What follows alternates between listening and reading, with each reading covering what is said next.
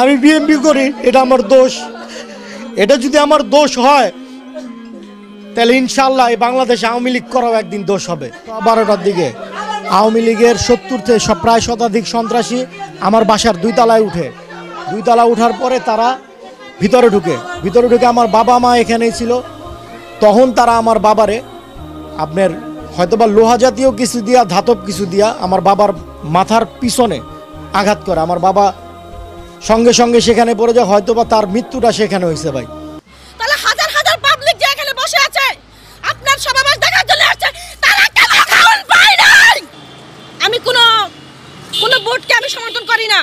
আমার বাংলাদেশ যে ভালো চালাবে আমি তাকে চাই। দেশ যে কীভাবে চলতেছে সেটা ভিডিও শুরু অংশ দেখে কিছুটা বুঝতে পেরেছেন।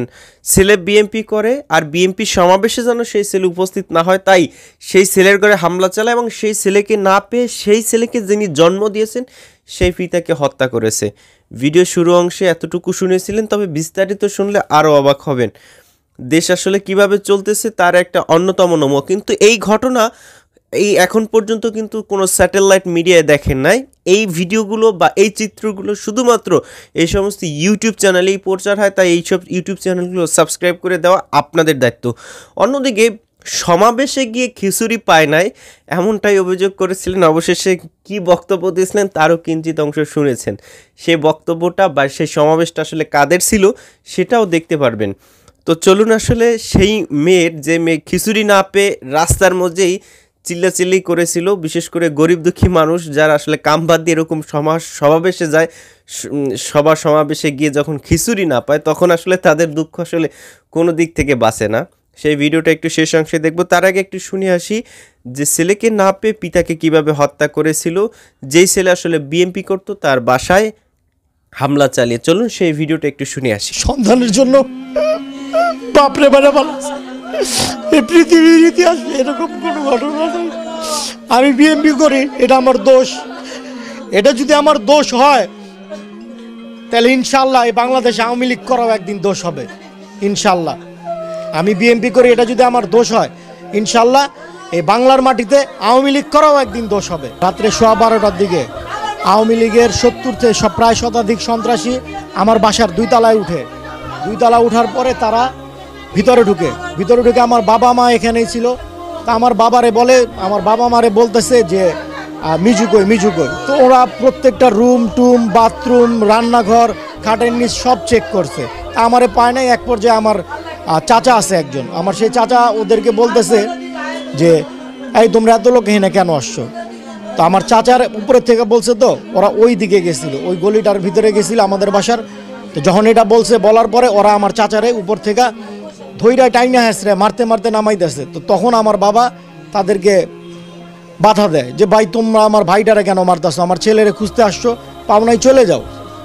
তখন তারা আমার বাবারে আপনার হয়তোবা লোহা জাতীয় কিছু দিয়া, ধাতব কিছু দিয়া আমার বাবার মাথার পিছনে আঘাত করে। আমার বাবা সঙ্গে সঙ্গে সেখানে পড়ে যায়, হয়তোবা তার মৃত্যুটা সেখানে হয়েছে। ভাই এই পৃথিবীর ইতিহাসে এরকম কোনো ঘটনা নাই। সন্তানের জন্য বাপরে বারে ভালো, এই পৃথিবীর ইতিহাসে এরকম কোনো ঘটনা নেই। আমি বিএমপি করি, এটা আমার দোষ। এটা যদি আমার দোষ হয় তাহলে ইনশাল্লাহ এই বাংলাদেশে আওয়ামী লীগ করাও একদিন দোষ হবে ইনশাল্লাহ। আমি বিএমপি করি, এটা যদি আমার দোষ হয় ইনশাল্লাহ এই বাংলার মাটিতে আওয়ামী লীগ করাও একদিন দোষ হবে। এখানে অনেক বিল্ডিংয়ে সিসিটিভি ক্যামেরা লাগানো আছে। আপনারা এই সিসিটিভি ক্যামেরাগুলির ফুটেজ নিয়ে যান, আমাদের চিহ্নিত করে দেওয়া লাগবে না, আপনারা খুঁজে বের করতে পারবেন এরা কারা। এবং তারা আমার এক চাচারে ধরে নিয়ে গেছে রাত্রে 3:30 পর্যন্ত। এখানে যে কোনো একটা জায়গায় তারা টর্চার করছে, মারতে নিয়ে গেছে। তারপরে তারে থানায় দিয়ে দিছে, থানা থেকে তারে কোর্টে পাঠিয়েছে, কোর্ট তারে দিয়ে দিছেন। আমার বাসায় যে ওরা যে আসছিল, ওরা আমার মনে হয় পুলিশ প্রোটেকশনে আসছিল, আর নাহলে ওরা একজন লোকরে পুলিশের কাছে দিল, পুলিশ তারে অ্যাকসেপ্ট করে একটা মামলায় জেলখানায় দিয়ে দিল। নাই বাসাই নাই কিছু নাই, গেটটা এটা বন্ধ ছিল। ওরা নক করছে, জিজ্ঞেস করছে আমার বাবারে আমার কথা যে মিজু আছে, কইছে যে মিজু তো বাসায় নেই, আঙ্কেল একটু খোলেন। খুলছে, ঘুরঘুরে আইসা পড়ছে। আমার বাবা এই এলাকার পঞ্চায়েতের সেক্রেটারি, প্রতিষ্ঠাতার সেক্রেটারি, এই এলাকার যত বিচার আচার আছে আমার বাবা করে। তা আমার বাবা কোনো ধারণাই আনে নাই যে তার বাড়ি, তার ঘর, তার এলাকা, তারই মাইরা ফালাই থুয়ে যাব, এটা কখনো ধারণাই করে নাই। কারণে কিন্তু আমি বলছি যে আমার বাবা একটা বলেন ছোট ভাই কি হয়েছে আমি মানে এটা আমি এর আগে ওখানে শুয়ে আসছি ঘটনাটা যে নাকি ওনারা নাকি এরকম বলছে থানা থেকে যে আমি নাকি একটা স্টেটমেন্ট দিছি যে আমার বাবা ঘরে পড়ে গেছে, এটা একটা ন্যাচারাল ডেথ। আমি আপনার ঘটনাটা বলি কী হয়েছে। আমি থানায় গেছি কালকে রাত্রের ঘটনা। আমার ওনারা মর্গে নিয়ে যাওয়ার আগে বলতেছে তুমি এটা সকালে লিখিত দিও, আমরা তোমার বাবার বডি ছেড়ে দিম। তা আমার কথা দিতেছে ভাই আমার যেটা গেছে ভাই, আমার আব্বা তো আর ফিরাইবো না। তা আমরা চিন্তা করছি ভাই আমার বাপের কাটাছিড়া যদি না করে, সব কিছু যদি ঠিকঠাক থাকে, আমি একটা লিখিত দিয়ে দিলাম, দিয়ে আমার বাবার বডিটা নিয়ে নিলাম। তো আমি লিখিত নিয়ে সকালে গেছি, যাওয়ার পরে সে 9টা, 9:30, 10টা এরকম ঘুরাইতে আমারে 10:30টার পরে কইতেছে পারবো না। আর সেই লিখিতটা সে রেখা দিয়ে এখন বলতেছে আমি নাকি লিখিত দিছি যে আমার বাবা ন্যাচারাল ডেথ হয়েছে। কিন্তু ওই লিখিতের মধ্যে লেখা আছে, যদি আপনারা নিতে পারেন দেখবেন, লেখা আছে যে আমার বাবা ডেড বডি আমি কোনো করা ছাড়া, মানে পোস্টমর্টম করা ছাড়া যদি আমি পাই, তাহলে আমি লিখিতর সাথে একমত।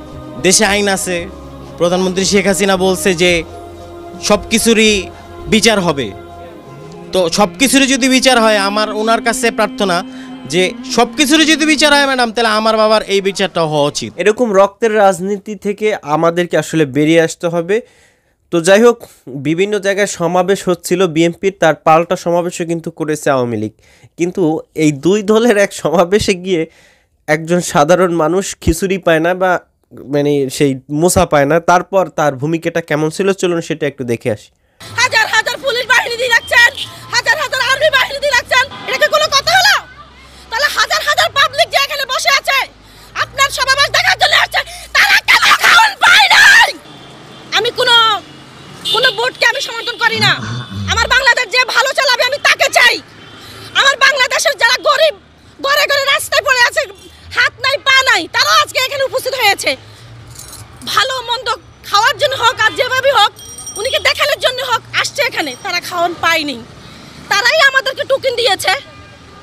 আমরা এখানে আসছি সকাল 5:30 রওনা দিয়েছি, এখানে আসতে 8:30 বাজছে। তাহলে এখানে আমাদেরকে খাওয়ান দেবে না? আমরা খাওয়ান পাইনি, তারাই আমাদেরকে টোকেন দিয়েছে। সেই টোকেনের কোনো ভ্যালু নেই। বলতেছে যে মেন তার একটা মানে আলাদা পার্সোনাল একটা টোকেন থাকতে হবে। ওই টোকেন যদি দেখানো যায়, দেখাইতে পারে, তাহলে খাওয়ান দিব। এটা কি কোনো কথা হলো? পাবলিক যে এখানে বসে আছে আপনার সমাবেশ দেখার জন্য আসছে, তারা কেন খাওয়ান পায় নাই? কেন পায় নাই? আমি সেটা জানতে চাই। যাদেরকে আপনার পাবলিক এখানে বসাইছেন খাওয়ান দেওয়ার জন্য, তারা কেন খাওয়ান দিল না? আমি ওই টোকেন দেখতে চাই না, আপনারা যে ছোট টোকেন দিয়েছেন আমি সেটা দেখতে চাই। একবার যাকে দিবেন সে গৌ, তাকে সরাই দিবেন। হাজার হাজার পুলিশ বাহিনী দিয়ে রাখছেন, হাজার হাজার আর্মি বাহিনী দিয়ে রাখছেন, তাহলে কেন তারা খাওয়ান পাইলো না? আমরা কেন পেটে বুক নিয়ে আমরা চলে যাইতে হচ্ছে? আমার হাজার হাজার মা বোনরা ওখানে কান্না করতেছে, হাত নাই পা নাই। কেন নাই? হ্যাঁ, আমি মিরপুর থেকে আসছি, আমার দেশের বাড়ি নোয়াখালী। ঠিক আছে, এটা কেউ খাওয়ান পায়নি। আপনারা ভিতরে যাই দেখেন, ওরা কেউ খাওয়ান পায়নি। কেন পায়নি? দিন শেষে আমরা বলতে চাই যে সমস্ত গরিব দুঃখী মানুষগুলো আসলে কাজ করে আমাদের আন্ডারে, আমরা যখন কাজ বাদ দিয়ে তাদেরকে মিছিলে না নেই, তখন সেই ব্যক্তির কাজ আর থাকে না। তো বাধ্য হয়ে তিনি মিছিলে যান। মিছিলে যাওয়ার পরে যখন এরকম খিচুড়ি বা 3 বেলা খাবারটাও যখন না পায়, সারাদিন মিছিল দেয় আপনার দলের জন্য, সেটা আসলে তার জন্য দুঃখজনক, আর বাংলাদেশের জন্য এটা অপমানজনক। ভিডিওর কমেন্ট সেকশনে আপনার মূল্যবান মতামত কামনা করছি। ভালো থাকবেন সবাই। আসসালামু আলাইকুম ওয়া রাহমাতুল্লাহ।